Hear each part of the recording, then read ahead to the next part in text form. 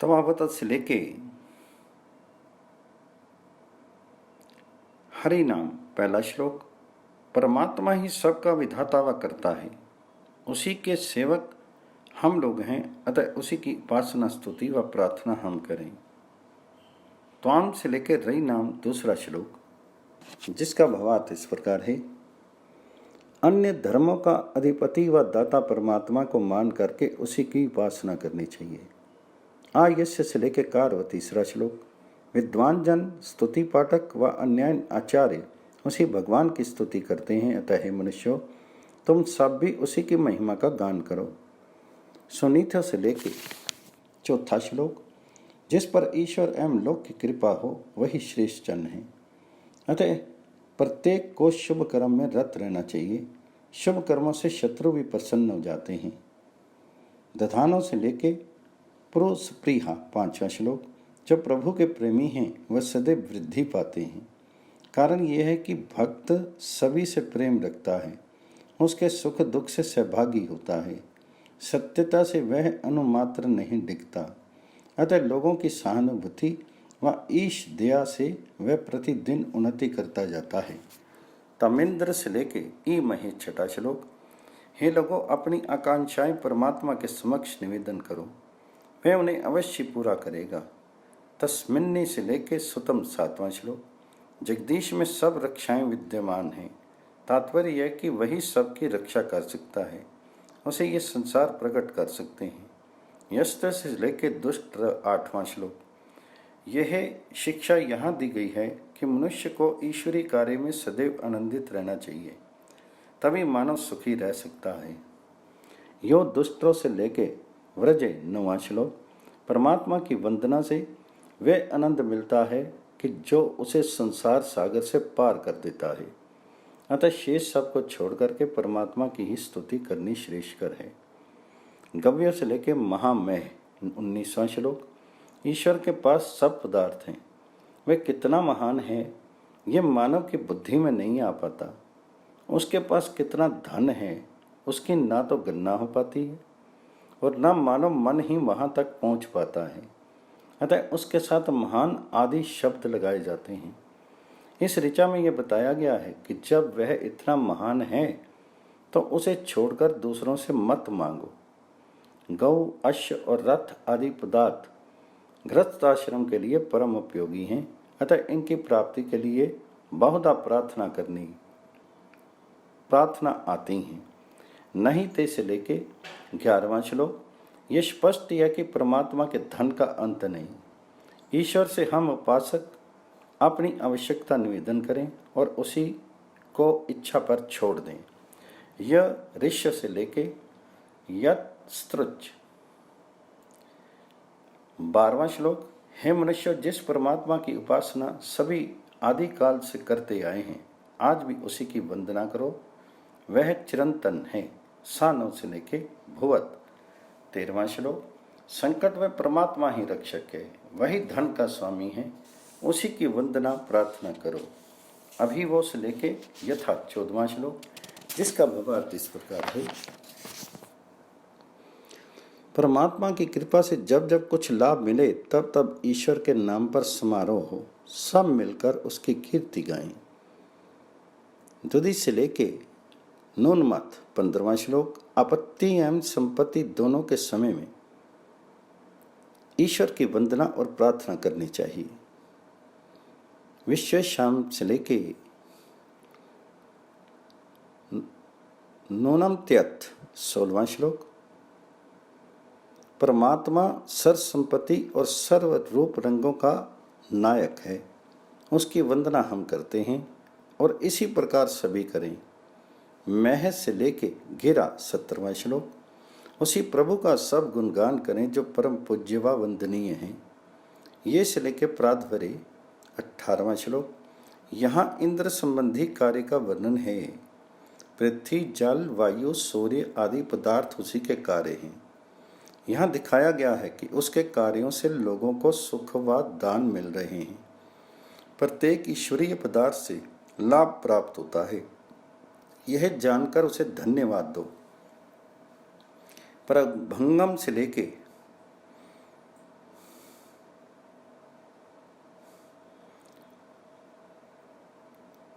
19वां श्लोक, जिसका भावार्थ इस प्रकार है।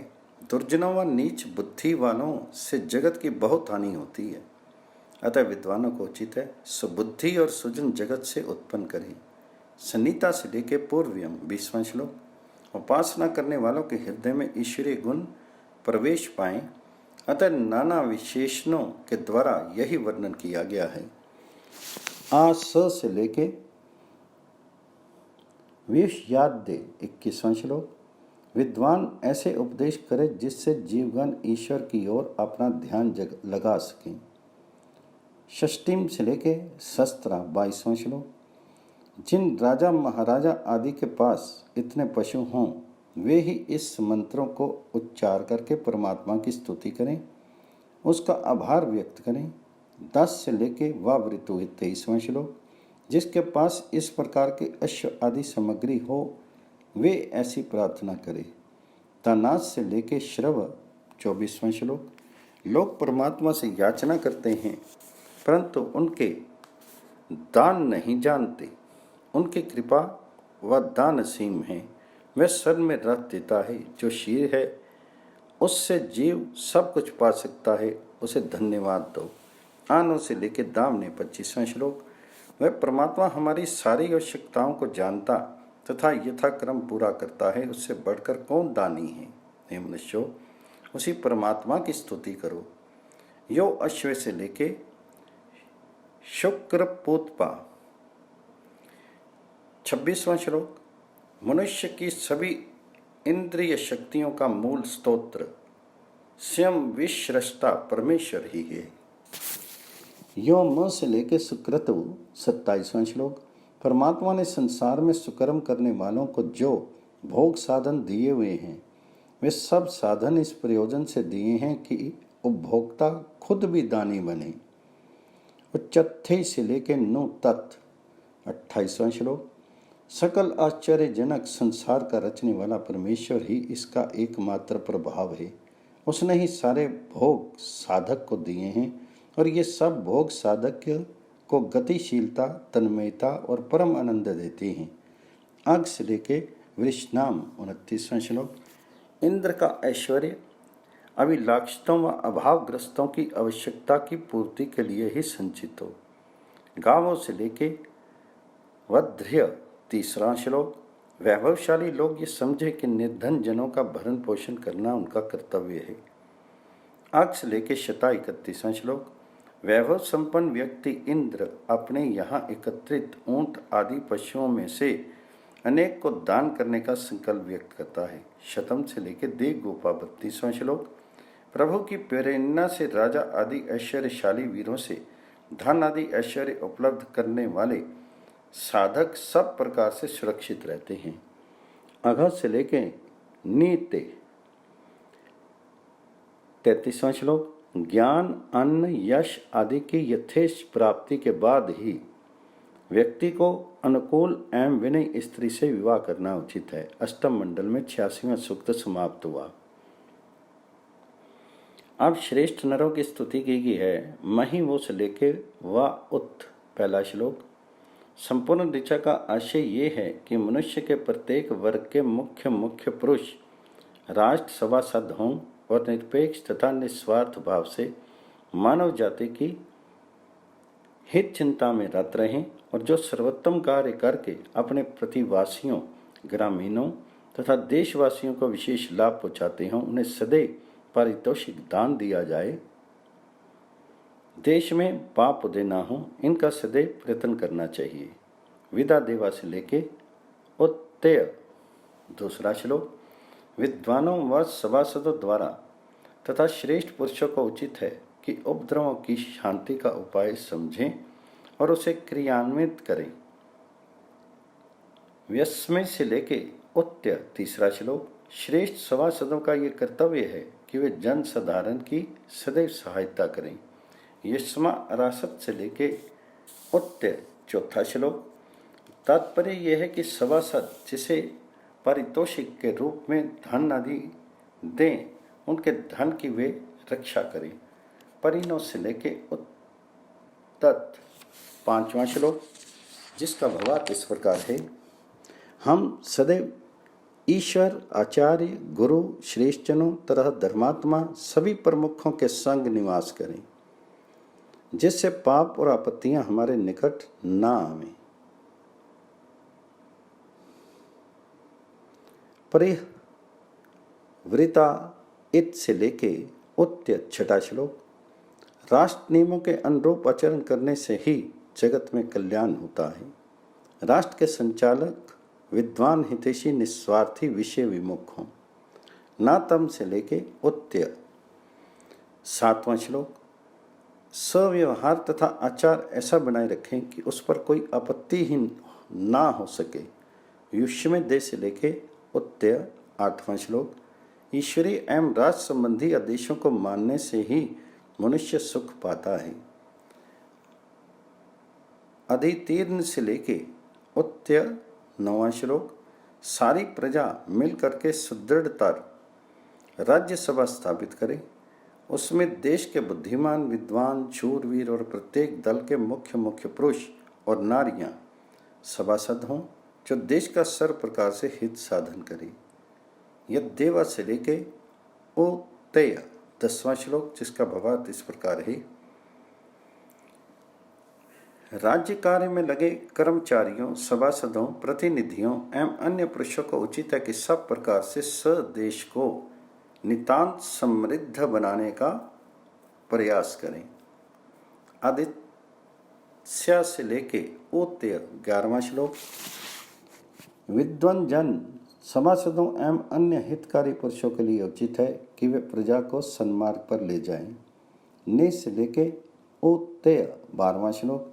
दुर्जन, निषिद्ध तथा जो हानिकारक कर्म करते हैं वे ही राक्षस कहे जाते हैं। उन्हें शिक्षा व दंड देकर सुपथ पर लाएं।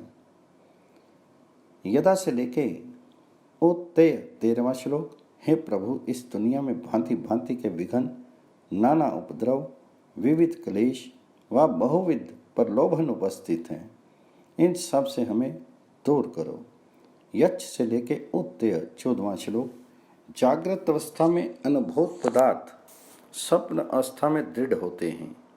प्रातःकाल लोग अधिक सपने देखते हैं, अतः उषा देवी को संबोधित किया है जैसे प्रकाश की कन्या है। बुद्धि क्योंकि उसी से आत्मा प्रकाशित है, अतः बुद्धि संबोधित हुई है। स्वप्न से किसी भी प्रकार डरना उचित नहीं, अतः बुद्धि से आवाहन है कि स्वप्न को दूर करो। निष्कम से लेके उत्तेय 15वां श्लोक। बुद्धि के द्वारा विचार करना चाहिए कि स्वप्न क्या होते हैं। जब सिर में गर्मी पहुँचे तो नींद भली भांति नहीं आती। उस समय लोग भांति भांति के स्वप्न देखते हैं, इसलिए सिर को सदैव ठंडा रखें, पेट सदा शुद्ध रखें, बलवीर से शीर को निरोग बनावें, व्यसनों में ना फंसें, कोई भयंकर कार्य नहीं करें। ऐसे उपायों से स्वप्न कम होंगे। तद्ना इसलिए कि उत्तेय 16वां श्लोक, जिसका भावार्थ इस प्रकार है। दुस्वप्न से मानसिक व शारीरिक क्षति होती है, अतः शरीर को ऐसा निरोग रखें कि उसे स्वप्न ना हो। प्रातः का संबोधन इसलिए भी बारंबार हुआ है कि उस समय शयन करना उचित नहीं। स्वप्न भी एक आश्चर्यजनक मानसिक व्यापार है, अतः इसका वर्णन वेद में है। यथाम कलाम से लेके उत्तेय 17वां श्लोक। परमात्मा से प्रार्थना है कि वह स्वप्न ना दिखाए, क्योंकि उससे हानि होती है। इसका तात्पर्य है कि अपने शरीर व मन को ऐसा स्वस्थ, शांत, निरोग व प्रसन्न बना रखें कि वह स्वप्न ना देखे। अजेश से लेके न उत्तेय 18वां श्लोक।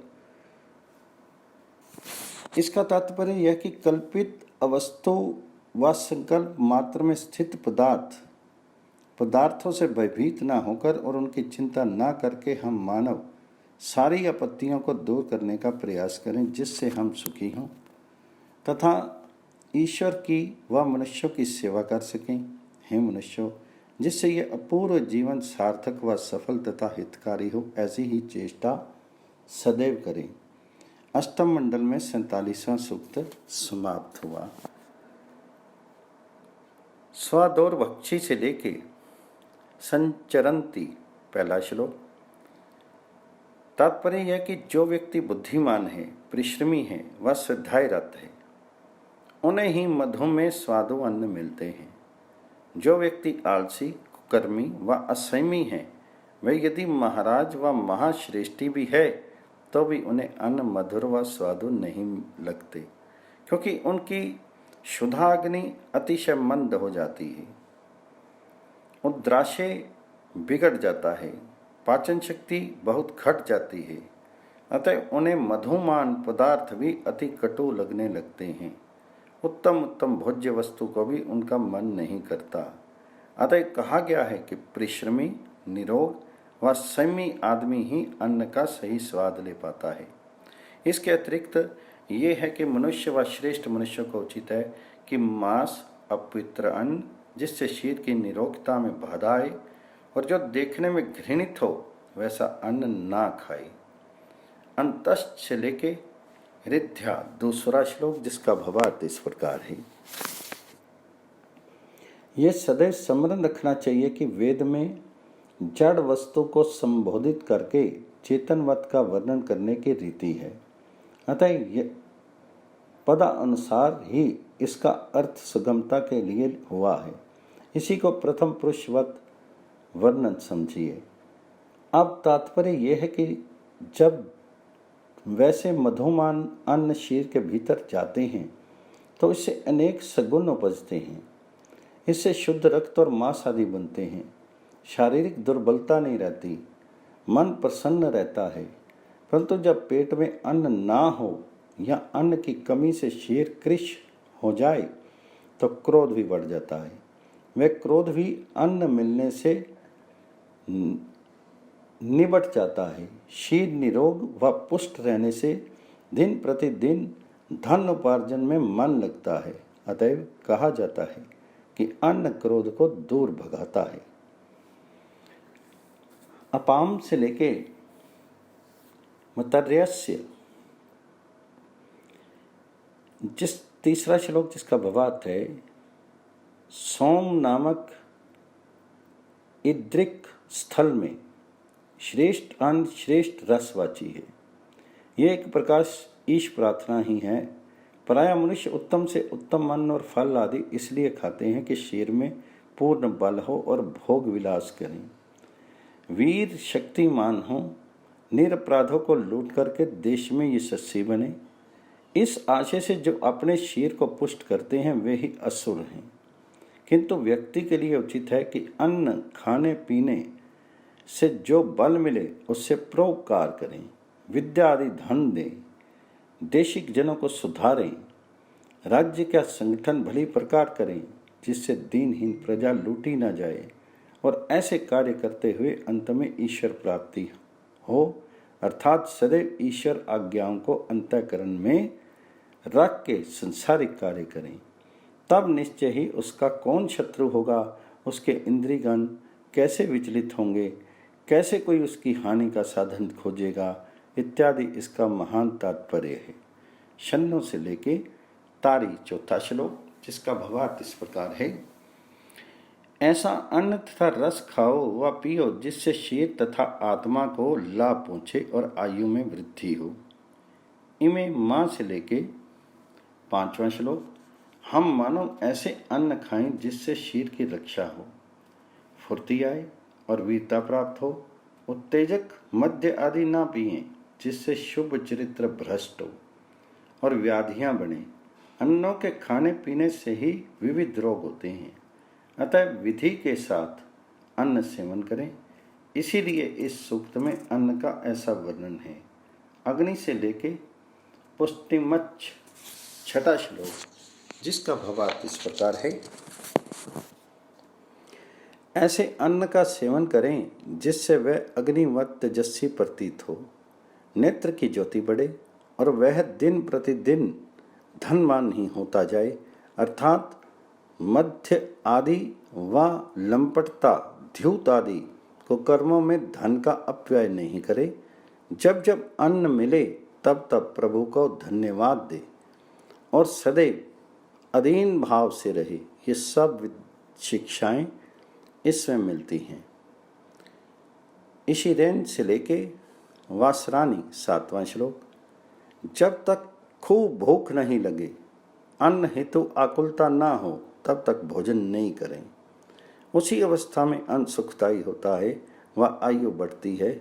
सोम इसलिए राजा कहलाता है कि शेर में प्रवेश कर वही चमकता है और सब इंद्रियों पर अधिकार रखता है। यदि अन्न ना खाएं तो सब इंद्रियां शिथिल हो जाएं, वह शेर भी नहीं रहे। अतः शेर का राजा होने से अन्न राजा ही है। सोम से लेके परादा 8वां श्लोक, अभिप्राय है कि हम ऐसा अन्न खाएं जिससे सुख तथा कल्याण हो। हम सदैव संयम रखें, अन्न खाकर सात्विक बल धारें और क्रोध आदि शत्रु के वशीभूत ना हो। तम ही से लेके देवस्य 9वां श्लोक, इसका स्पष्ट भाव है अन्न ही शरीर का पोषक है, इसमें संदेह नहीं। वह प्रत्येक अंग का पोषण करता है। अन्न के व्रतों को हम भंग करते हैं। इसका तात्पर्य है कि नियम पूर्वक शक्ति अनुसार भोजन नहीं करते। अति भोजन से अनेक रोग होते हैं, जबकि स्वल्प भोजन सदा हितकारी होता है। ऋदुद्रय से लेके आयु 10वां श्लोक, सभी ईश्वर से प्रार्थना करें कि उत्तम से उत्तम अन्न खा पी करके हम बलवान व लोक का उपकार करने वाले हों। अप्त्या से लेके आयु 11वां श्लोक, जिसका भावार्थ इस प्रकार है, संदेह नहीं कि उत्तम से उत्तम अन्न के खाने पीने व उत्तम ग्रह में रहने से रोग नहीं होते और शरीर में जो रोग हों वे भी नष्ट हो जाते हैं। योना से लेके श्याम 12वां श्लोक, श्रेष्ठ खाद्य पदार्थ का प्रयोग हम उस प्रकार करें कि जिससे सुख बढ़े और बुद्धि ना बिगड़े।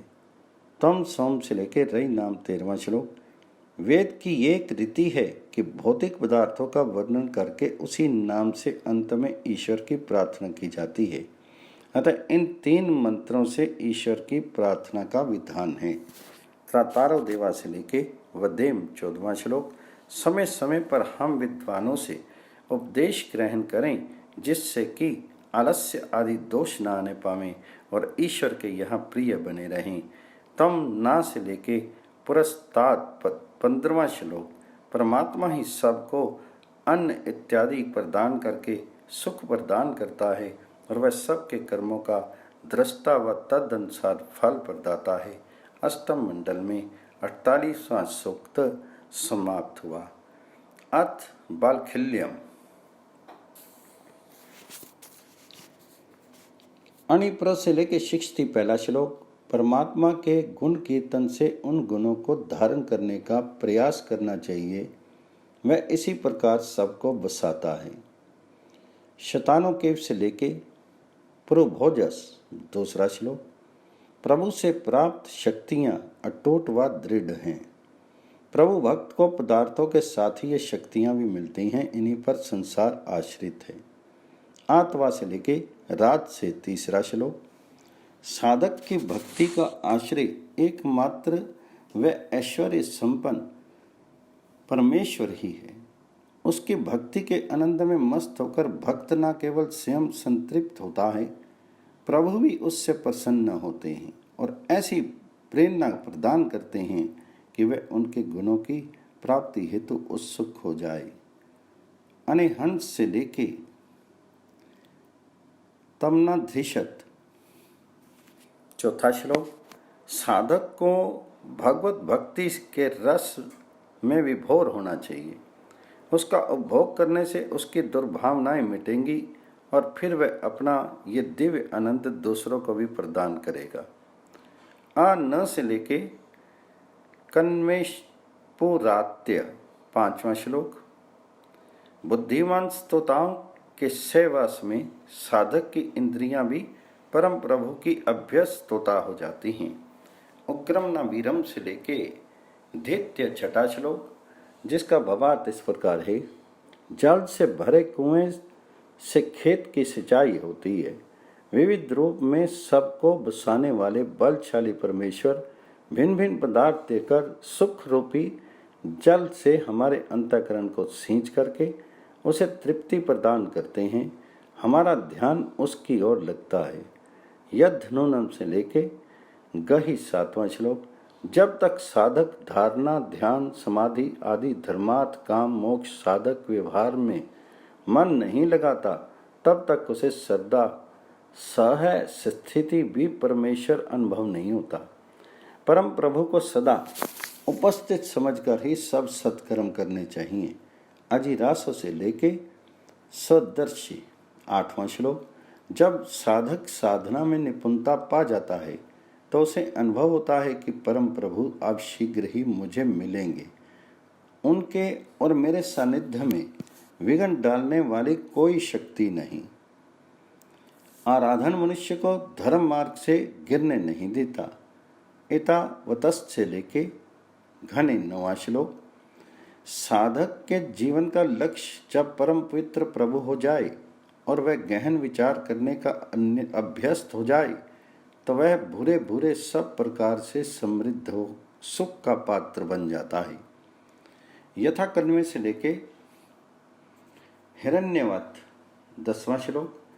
जब साधक सभी प्रकार के हिंसक शत्रुओं व भावनाओं को दूर भगाने में समर्थ होता है, उसकी इंद्रियां उसके वश में हो जाती हैं, उसके जीवन में कुटिलता का स्थान नहीं रहता, तब उसे मानव भगवान से सब कुछ प्राप्त हो जाता है। अष्टम मंडल में 49वां सूक्त समाप्त हुआ। प्रस से लेके महंते 1 श्लोक। ऐश्वर्य इच्छुक साधक वेद आदि शास्त्रों के अर्थ को समझे और उसके अनुसार प्रभु के गुणों को प्राप्त करने का प्रयास करे।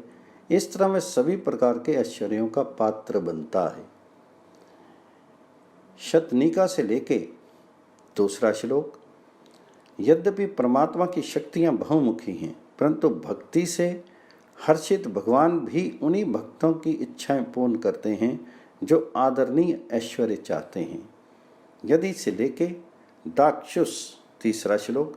जिस प्रकार शुद्ध जल व दुधारू गौओं का दूध भौतिक यज्ञ के आवश्यक उपकरण हैं, वैसे ही ऐश्वर्य साधक प्रेरणा को सफलता देने के लिए भक्त के द्वारा सुसंपादित सौम्य गुण जरूरी हैं। उनसे ही भगवान आनंदित होकर उसे प्रेरणा देते हैं। अनेहंस से लेके दधीरे 4 श्लोक। जो साधक भगवान जी के गुणगान करते हुए वेदों में वर्णित प्रभु के विचारों का चिंतन करते हैं, उन्हें प्रभु की सायुज्यता अनायास ही मिल जाती है। आना से लेके हवन 5वां श्लोक। हर एक सर्व हितकारी कर्म का यज्ञ में भगवान की सहायता सतत बहने वाले झरने के जल की भांति हमें तृप्त करती है। क्या ही अच्छा हो कि निरास्वार्थ भरा जीवन व्यतीत करने वाले आदमी भी प्रभु की इस सतत स्यंदमान कृपा के झरने में नहाएं। प्र से लेके दाक्ष से 6 श्लोक, जिसका भावार्थ इस प्रकार है। साधक सदैव ऐसे ऐश्वर्य की कामना एवं प्रार्थना करे कि जो उसको सन्मार्ग पूर्वक समृद्धि दे। भगवान जी के साधन उसकी शक्तियाँ विविध एवं अभेद्य हैं। वह भक्त को सदा भरा पूरा संतुष्ट व पुष्ट रखते हैं। बद्ध नूनम से लेके गही 7वां श्लोक। ये जो भगवान सदैव सर्वत्र मौजूद हैं, उनका आना जाना होता ही नहीं, परंतु साधनहीन साधक को उनका सायुज्य प्राप्त नहीं हो पाता। उनकी प्रभु से प्रार्थना है कि उसी से वे साधन, ज्ञान साधिका, इंद्रिय शक्तियाँ प्राप्त हों, जिससे भगवान जी का सायुज्य मिले। रथी रास से लेकर पृष्ठ से 8वां श्लोक। मानव को क्षीण करने वाली भावनाओं को निष्क्रिय प्रभु द्वारा प्राप्त ज्ञान कर्म साधनों को सफल बना करके ही किया जा सकता है और इंद्रियां प्रबल बन सकेंगी। प्राण की ओजस्ता का पान करके प्राणायाम से इंद्रियां पुष्ट होती हैं। एताव तस्ते से लेके 10 व्रजे 9वां श्लोक, जिसका भावार्थ है। भगवान जिन्हें स्तुत्य सामर्थ्य के द्वारा गतिशील साधक सफलता प्राप्त करता है और उसके द्वारा ही संयमी साधक अपनी इंद्रिय शक्तियों की रक्षार्थ आश्रय स्थान बनाता है। यथा से लेके हरिश्रियम 10वां श्लोक। स्तुति करने वाले विद्वान आदि को प्रभु से सामर्थ्य प्राप्त होता है। इंद्रियों को सफल बनाने का लक्ष्य रखने वाला साधक भी इस प्रकार साधना करे कि इंद्रियां उनके वश में हों, जिससे वह भगवान जी से सायुज्य प्राप्त कर सके। अष्टम मंडल में 50वां सूक्त समाप्त। यथामतव से लेकर सचा पहला श्लोक। ज्ञान विज्ञान नाना ऐश्वर्यों के प्रदाता हैं। ये कैसे साधक के अंतःकरण में प्रभु द्वारा प्रेरित होते हैं, इसके उत्तर में बताया है कि विभिन्न दोषों से बचते हुए मनन में रत गहरा विचार करने वाले, इंद्रियों को पावन पुष्ट व सक्रिय रखने वाले साधकों के अंतःकरण शास्त्र बोध आदि के लिए ईश्वर के द्वारा प्रेरणा पाते रहते हैं। पार्श द्वान से लेके वृक्ष 2 श्लोक। प्रकृष्ट स्तोता किंतु असावधान होकर वाणी का प्रयोग करने वाला विद्वान भी कभी अचानक वाणी से हिंसक रोग आदि का शिकार हो जाता है। सूर्य किरणों से ऐसे रोग आदि नष्ट होने का यहाँ इंगित किया गया है। यह से लेके भोज से 3 श्लोक, जिसका प्रभाव इस प्रकार है। तत्व ज्ञान हेतु ऊहापोह की शक्ति प्रभु से ही मिलती है, परंतु कोरे ऊहापोह या तर्क से ही प्रभु की प्राप्ति नहीं होती, अभी तो भक्ति सहित उसका गुणगान करते हुए उन गुणों का अंतःकरण में धारण करके उनकी सायुज्यता मिलती है। यस्मा से लेके पोष्यम 4 श्लोक, जिसका भावार्थ इस प्रकार है। भगवान की सृष्टि में सूर्य इत्यादि अनेक स्तुत्य व उत्कृष्ट पदार्थ हैं। उनके गुणों को जान करके उनसे लाभ उठाना प्रभु की शक्ति को समझने का सर्वोत्तम उपाय है। प्रभु अपने उदाहरण द्वारा सारी सृष्टि को अपना अनुकरण करने का उपदेश देता है। मानव में पुरुष का प्रादुर्भाव इसी तरह होता है। योनो से लेके गोमती वरज 5वां श्लोक। भगवान जी के गुणगान से स्तोता को उनके अनुग्रहों का नित्य नया ज्ञान होता है और उनके सन्मार्ग पर चलने की समझ उपजती जाती है। इस भांति वह भगवान जी के अधिकाधिक समीप होता जाता है। यस्मय से लेके हवामही 6 श्लोक। भगवान जी ने सब कुछ रच करके विश्व को ही सब प्रदान कर दिया और फिर भी वह नितांत ऐश्वर्यशाली है। इसी प्रयोजन से हम उनका गुणगान करते हैं कि उनके उदाहरण से कर्तव्य व कर्म की शिक्षा लेके हम धन संपन्न बने। कदाचन से लेके पृच्यते 7वां श्लोक। ऐश्वर्य का एकमात्र स्वामी परमेश्वर ही हैं। उसे समर्पण बुद्धि से किया हुआ सत्पात्र में दिया दान और अधिक होकर दाता की सेवा में लौटता है। प्रयोग से लेके पार्थिव 8वां श्लोक। भगवान जब सारी सृष्टि रच करके इसका आधार बना, तब वह स्वभावता इसका स्वामी भी कहलाया। अधीश्वर के रूप में वह सभी शोषकों व हिंसकों को नियंत्रित करता है। यस्यायम से लेके रई 9वां श्लोक। संसार में भांति भांति की भावनाओं वाले सभी व्यक्ति ऐश्वर्य के इच्छुक हैं, परंतु इस ऐश्वर्य का मुखिया तो एकमात्र परम ऐश्वर्यशाली भगवान ही है। उनसे निर्दिष्ट साधनों से ही उत्तम ऐश्वर्य मिल सकता है। तृण्यव से लेके इंदव 10वां श्लोक। वही बुद्धिमान है जो परम ऐश्वर्य मोक्ष सुख के धनी उस प्रभु के शास्त्र व ब्रह्म बल का ध्यान करके स्वयं शारीरिक बल व आत्मिक शक्ति अर्जित करने की चेष्टा करते हैं। अष्टम मंडल में 51वां सूक्त समाप्त हुआ। यथा मनव से लेके सचा पहला श्लोक, जिसका भावार्थ इस प्रकार है। अज्ञान के अंधकार से रहित प्रबोध युक्त साधक का आत्मा एक प्रकार के ऐश्वर्य को पाता है और अब त्रिविध सुख प्राप्त साधक का आत्मा संतुष्टि से आनंदित होता है। इसी तरह सत्य सत्य के विवेचन साधक का आत्मा भी दिव्य आनंद में मग्न रहता है। पृष्ठधरे से लेके ऋजुनसी 2 श्लोक। ऐश्वर्य देने वाले बोध के प्राप्त होने पर व्यक्ति दिव्य आनंदधारी बलिष्ठ उत्तम सुख सुविधाओं से संपन्न विज्ञान रश्मि के द्वारा तेजस्वी हो जाता है और पूरी तरह तृप्त रहता है। यह उक्ता से लेकर धर्म भी। तीसरा श्लोक। प्रभु प्रकृति आदि पृथ्वी पर्यंत ये जो संपूर्ण जगत प्रकाशित होता है, जो उसके 1/4 अर्थात एक देश में बसता है, और जो प्रकाश गुण युक्त प्रकाशक जगत है वह उससे तिगुना है, और वह स्वयं मोक्ष स्वरूप सर प्रकाश दाता है। बस अपने मित्र जीवात्मा के लाभ हेतु परम प्रभु अपने इस प्रकाशक 3 गुणे भाव को सतत रूप से श्रेष्ठ रखते हैं। यस्य से लेके श्रवस्यव। चौथा श्लोक। परमेश्वर का स्तुति गान करके जीवात्मा यों तो वस्तुतः कुछ नहीं देता, परंतु मानो वही उसका प्रभु को दान है। इस दान से उसमें परमेश्वर के गुण ग्रहण की शक्ति का संचय होता है। यही आदान है। इस तरह दाना दान की क्रिया है अथवा यज्ञ निष्पन्न हो रहा है। यों नौ से लेके प्रदातु न। 5वां श्लोक। पाप के मार्ग पर चलने वाले को प्रभु के गुणगान से कोई लाभ नहीं हो सकता, अतः हम कुपथगामी ना हों और उनके गुणों को धारने का समर्थ पैदा करें। यस्मै से लेके हवा मही। 6वां श्लोक। प्रभु के समृद्ध रूप का गुणगान करते करते जब साधक गुण ग्रहण हेतु सुपात्र बनता है, तब उसे भगवान जी के गुणों का दान ऐसे मिलता है कि मानो भगवान जी के आदेश से ही ऐसा हुआ है। अतः प्रत्येक व्यक्ति को चाहिए कि वह प्रभु के गुणों को स्वयं सुने व दूसरों को सुनाए भी। यही भगवत कीर्तन यज्ञ है। कदाचन से लेकर दिव्य। 3वां श्लोक। विश्व के पापी पुण्य आत्मा दोनों तरह के मनुष्यों के कर्मों का दृष्टा प्रभु है। इस कार्य में वह कभी प्रमाद नहीं करता। हाँ, जो परमात्मा का आवाहन करने लगते हैं उन्हें मानो उस अविनाशी परम कारण प्रभु का ऐश्वर्य प्राप्त हो गया हो। ये आवाहन वह जीव करता है जिसे ज्ञान का प्रकाश प्राप्त हो जाता है। यस्मै से लेके हम। 8वां श्लोक।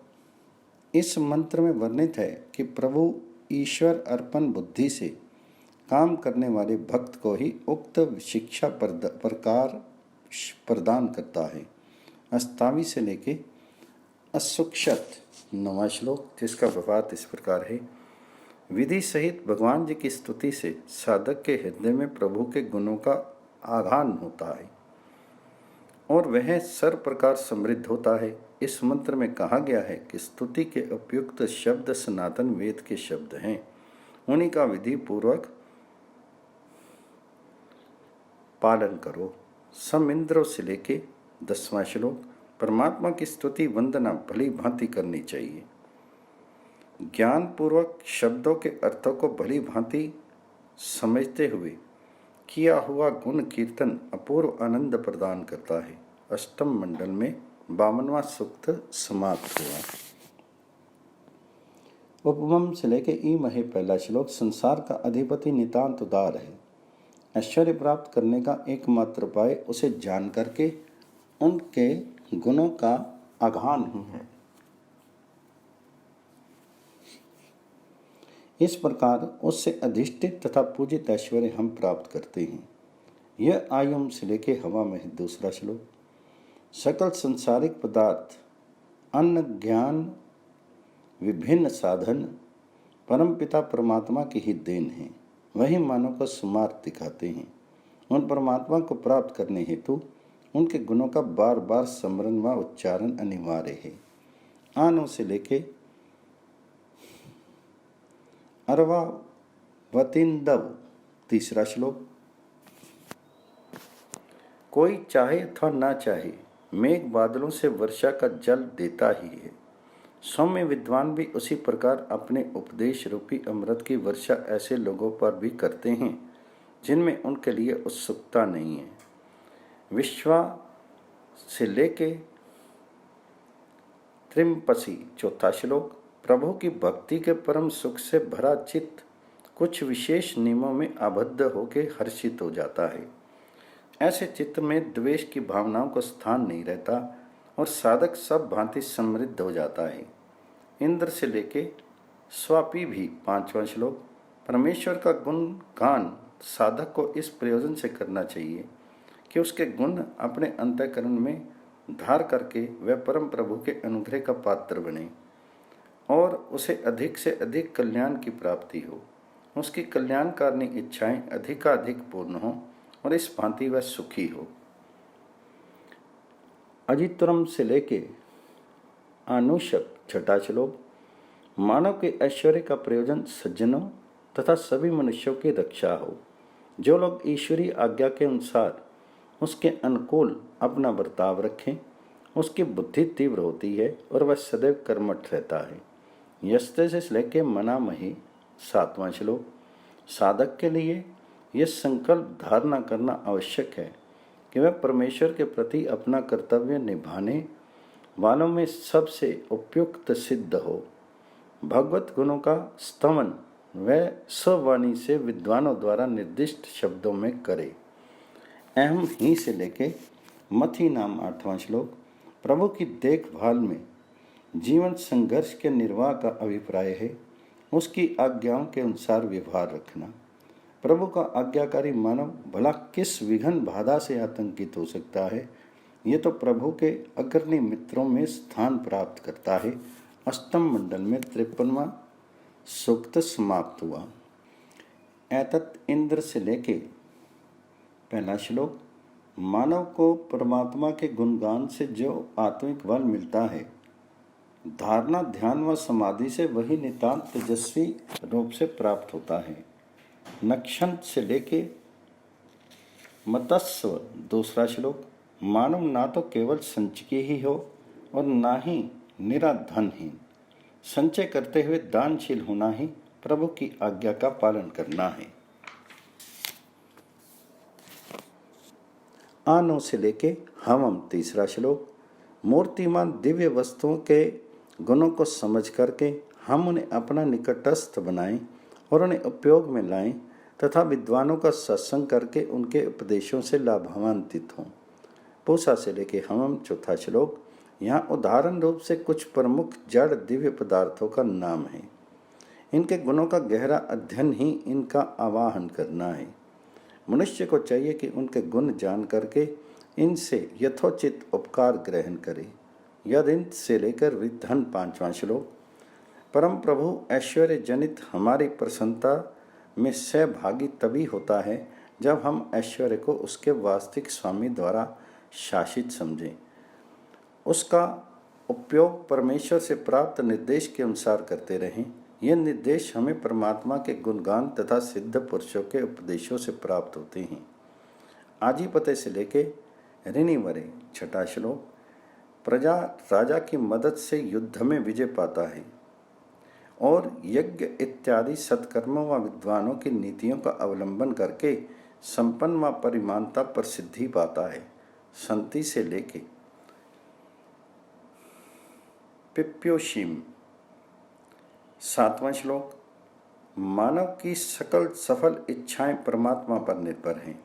प्रभु के यथार्थ रूप की अपने सामने रखता हुआ मानव यदि उससे यही प्रेरणा पाए तो उसे सभी प्रातव्य पदार्थ मिलते हैं। वयम तय से लेके नितोष्य आठवां श्लोक, जिसका भावार्थ इस प्रकार है। सारे ऐश्वर्य के स्वामी एवं जीवों को उसे देने वाले परम प्रभु के व जीवों के आदर की वजह वही ऐश्वर्य होता है जिसे साधक ने प्रभु के गुणों को अपने अंतःकरण में रख के तथा वाणी से उसका गान करते हुए प्राप्त किया हो। ऐसा ऐश्वर्य सदैव प्रवाहमान दूसरों को दिया जाता रहे, किसी एक स्थान पर ठहरना नहीं चाहिए और फिर भी वह प्रभु की समय सृष्टि के समान प्रवाह रूप में स्थिर है। अष्टम मंडल में 54वां सूक्त समाप्त हुआ।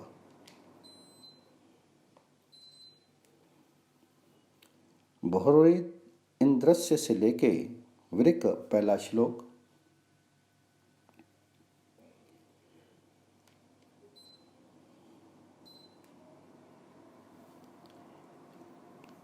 इन ऋचाओं का अभिप्राय स्तोता की दानशीलता का गुणगान करना है। इस ऋचा में कहा गया है कि धनी मानी व्यक्ति का बल बहुत अधिक होता है। वह लुटेरे को तो सहन नहीं करता, अपना धन ऐश्वर्य दान दे सकता है। शत से लेके तस्तभु।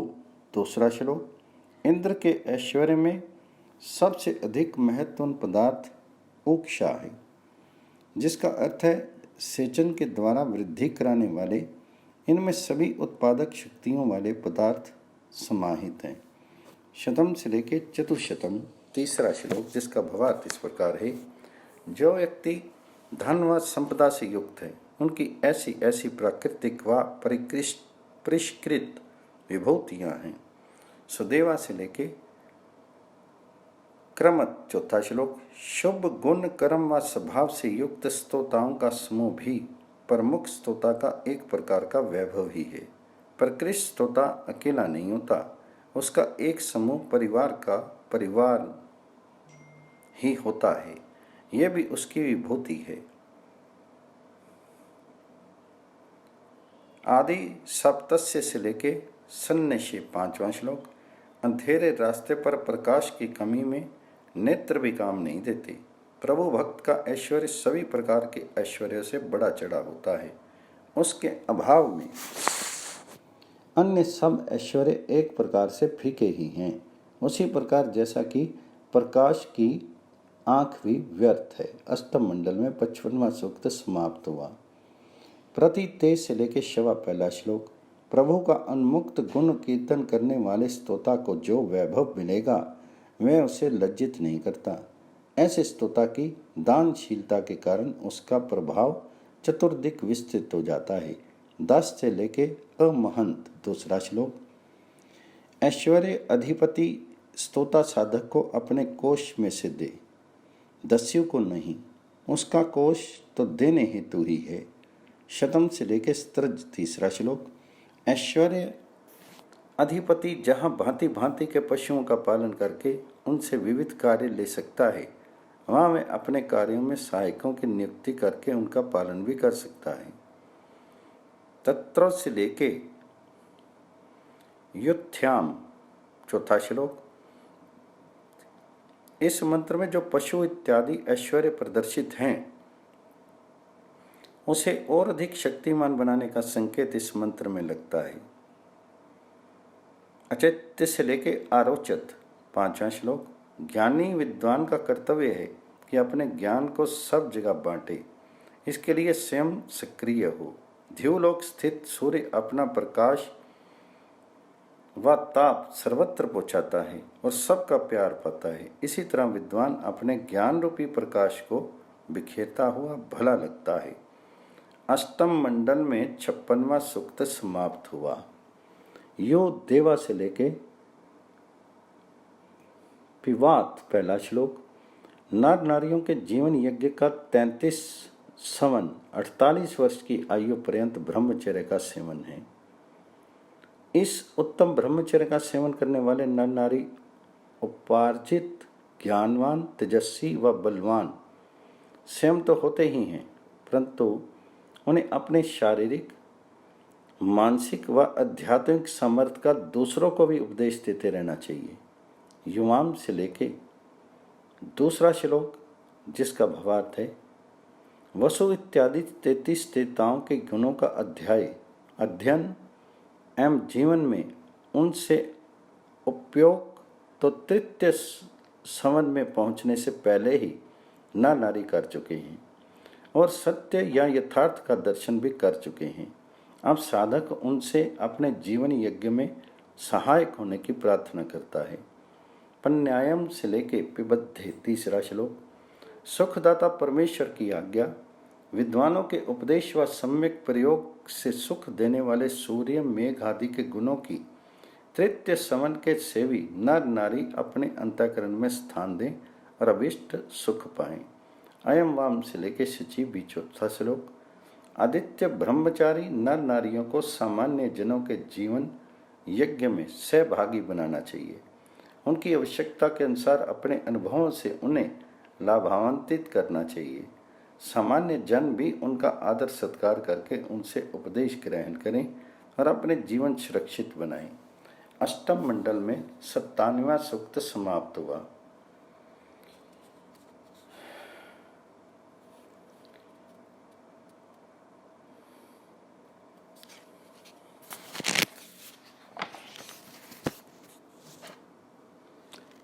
यम ऋत्विज से लेके पहला श्लोक, मानव जीवन ही आत्मा का भोग साधन है। उसका जीवन एक यश ही है जिसके ऋतिक शरीर के अंग हैं।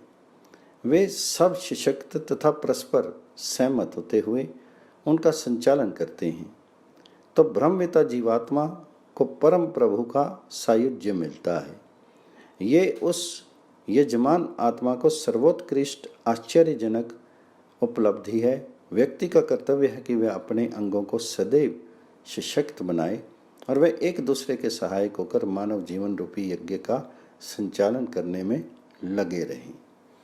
1 से लेकर सर्वेम दूसरा श्लोक, मनुष्य अपने जीवन में भौतिक अग्नि के अनेक रूप आग, जठर अग्नि, वड़वाग्नि, विद्युत आदि देखता है।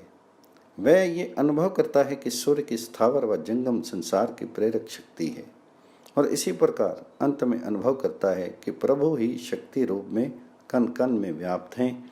वही वस्तुतः संसार का संचालक है। ज्योतिष मंत्रम से लेके पिबत्य तीसरा श्लोक, सर्वत्र व्यापक प्रभु ही चराचर को प्रकाश व ज्ञान देने वाला एकमात्र सर्वोत्कृष्ट देवता है, जिसका जीवात्मा से सायुज्य होने पर प्रभात होता है, अर्थात सारा अंधकार, अज्ञान अंधकार नष्ट हो जाता है। अष्टम मंडल में 58वां सूक्त समाप्त हुआ। ईमानी से लेके 6 पहला श्लोक, संसार में हर व्यक्ति ही जीवन यज्ञ कर रहा है। उसका आत्मा है यजमान जो प्रभु से शक्ति, न्याय व प्रेम भावना की प्रेरणा प्राप्त करता है। मनुष्य का प्रत्येक क्रियाकलाम ईश्वर शक्ति, प्रेम तथा न्याय भावना से प्रेरित हो। नी से लेके ओहते दूसरा श्लोक, जिसका भावार्थ इस प्रकार है, मानव जीवन के लिए उपयोगी सभी पदार्थों के मूल उष्णता, दाहक गुण व शामक गुण हैं। इनके प्रतीक हैं इंद्र व वरुण। ये दोनों शक्तियां जीवन में प्रकाश भी देती हैं। इनकी विपरीत शक्तियां व्यवहार साधक नहीं हैं।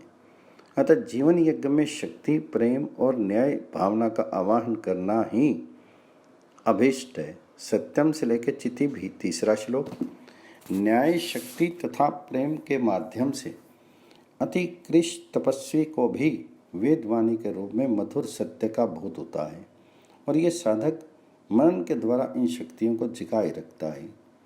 घृत प्रुत से लेके 6th चौथा श्लोक, मानव जीवन रूपी यज्ञ में 5 प्राण व मन तथा बुद्धि, इन 7 उपकरणों का बड़ा महत्व है।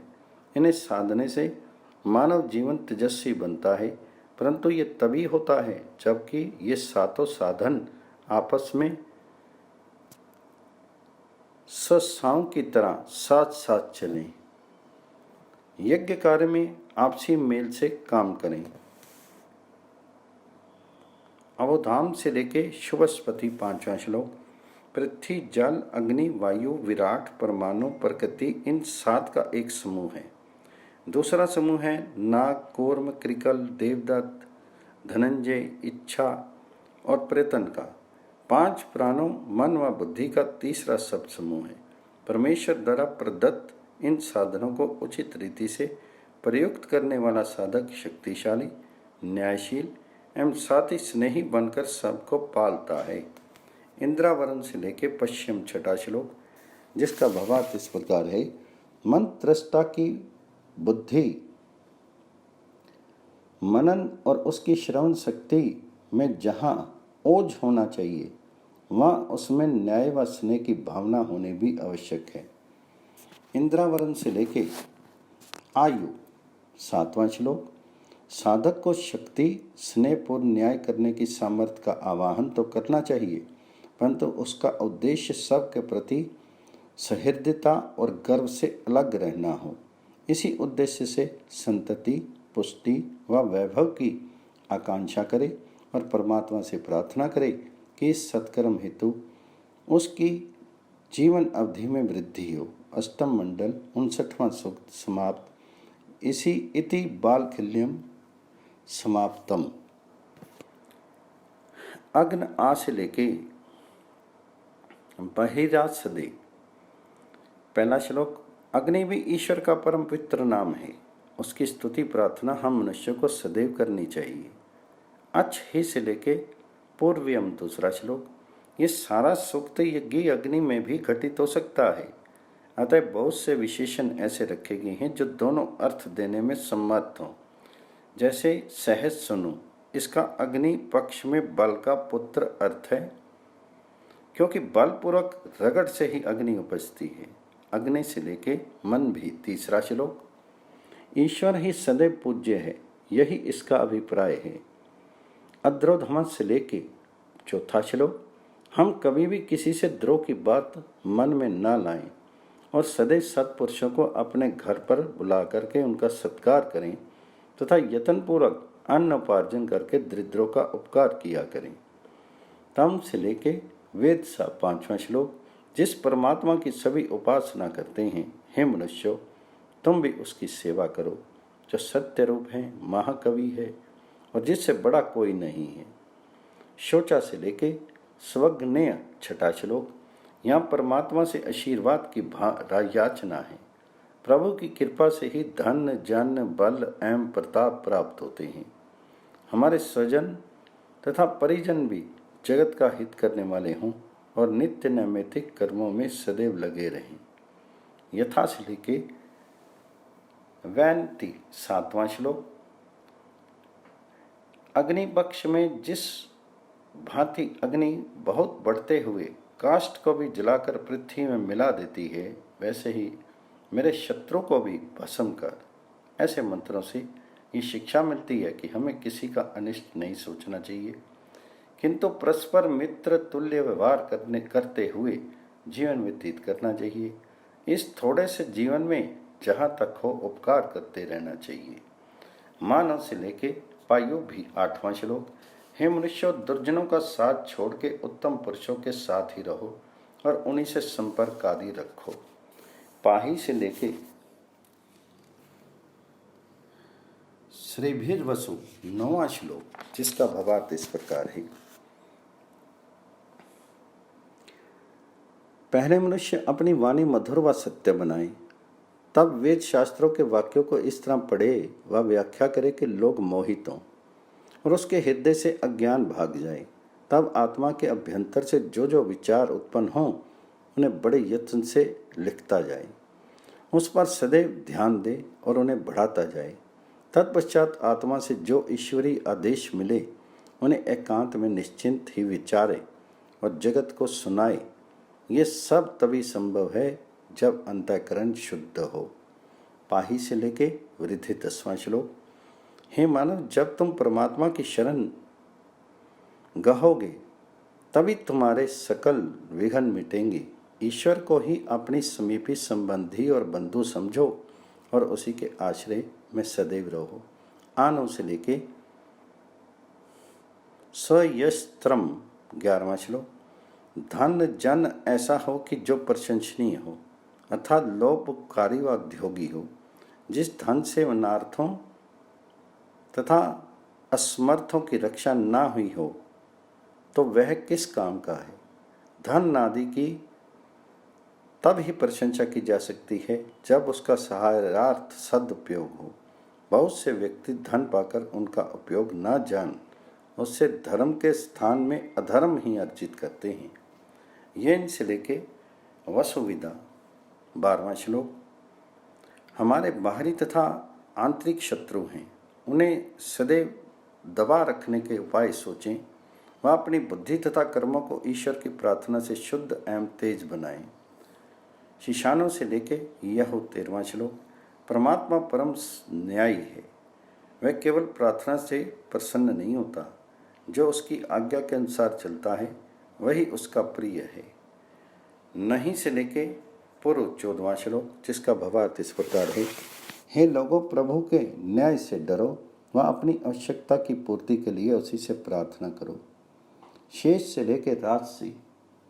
15वां श्लोक। पृथ्वी का नाम माता भी है, ईश्वर के नाम पर भी अग्निहोत्र आदि शुभ कर्म करें, क्योंकि अग्नि आदि देवों में वही विद्यमान है। वह मनुष्य के हर कर्म को देखता है वही कर्म फल प्रदान करता है। सबसे लेके अति 16वां श्लोक। यज्ञ में प्रभु की ही स्तुति व प्रार्थना करनी अपेक्षित है।